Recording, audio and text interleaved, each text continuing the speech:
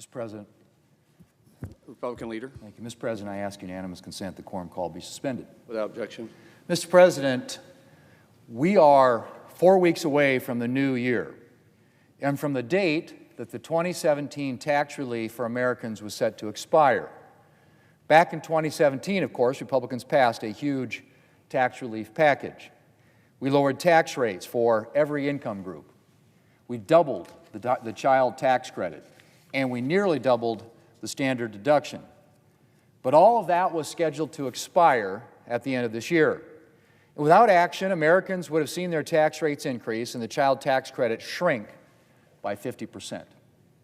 A typical family would have seen its taxes go up by about $1,700 a year. In my state of South Dakota, a typical family would have seen a $2,500 tax increase. Republicans were determined not to let that happen.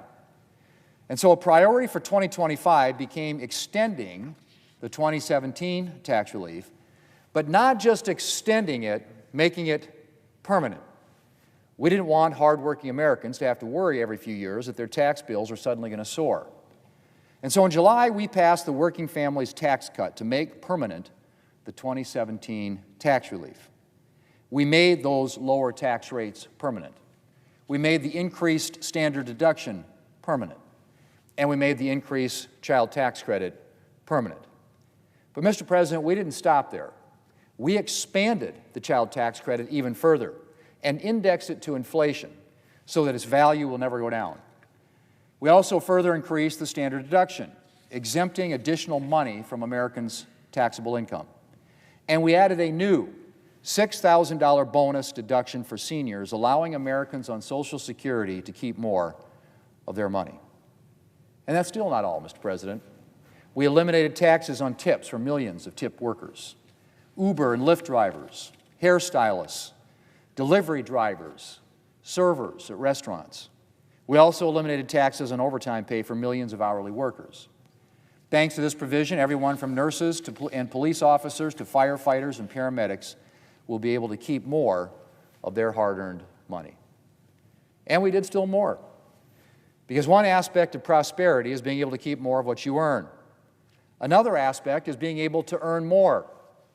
And so in addition to the individual tax relief, we also made permanent some of the 2017 tax law's business tax relief to help businesses grow and create new jobs and opportunities for workers.